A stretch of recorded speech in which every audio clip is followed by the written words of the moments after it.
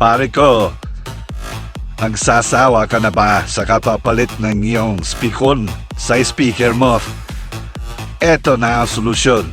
Ibidyote. Bakal no. Metal lahat. Pag binaklas mo yan, eto. Ang asa. Eto. Ito. Hindi ka pwedeng magkaroon na kasi may guide. Ayan. Ayan. Salpak mo to. Oh. Hindi mo halos matatanggal at matigas. Tapos ito pa. Mayroon. Yan. Ang Lock. Lock.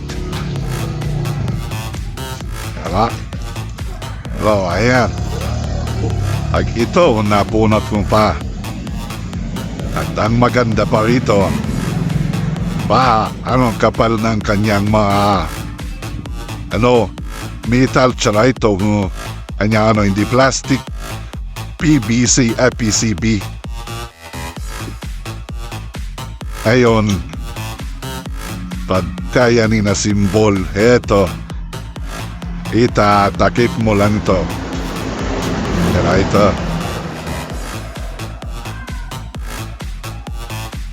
Ayan. Ayan. Yan na, ganito na. Tapos,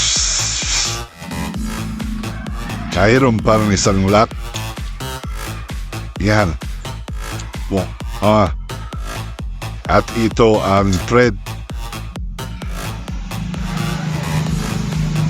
Paano? Ayan. Ano masasabi dyan? Exact. Etong butas sakto lang sa Royal Port.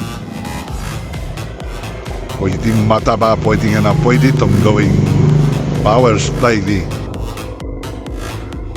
sa ating donut mo to, di mo mabunat kung hindi malisin na.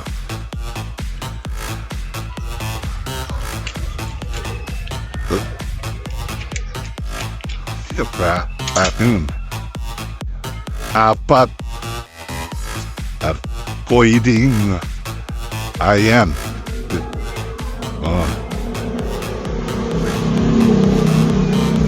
apat na yan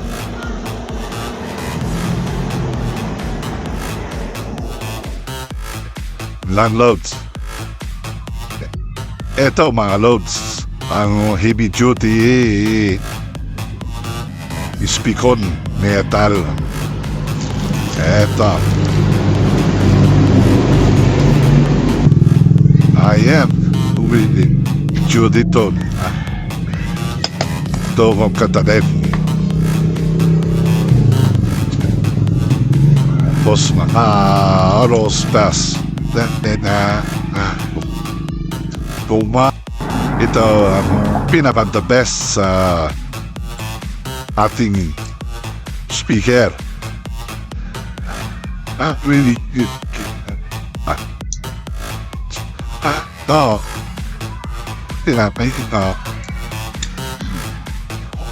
Yan, nahintid kung kapit.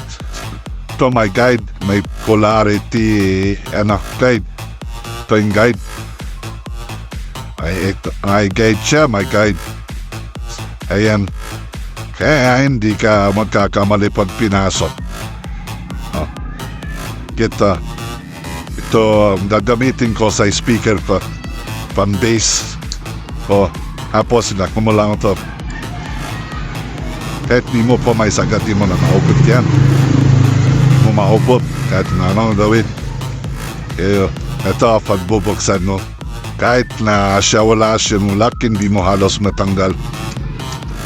Ipit nakapit. Kagandahan lang dito. Metal patakabak lahat bata rin. Lahat bata. Ito na magandang sa speaker. Speaker. Kapalit sa speaker to, wala po kaluso to. Kapal ng bakal. Speaker. Baral Pese. Tawin. Ay palito ang loob yan. Ayan, tapos ito ang likod. Ito yung asawa niya. Ito ang female. Mon likod din. Ang female yan. Ito ang male. Ayan, very good. Ibidyote, walang paltos, mamaltos na ang speaker mo, hindi pa rin to magpapaltos.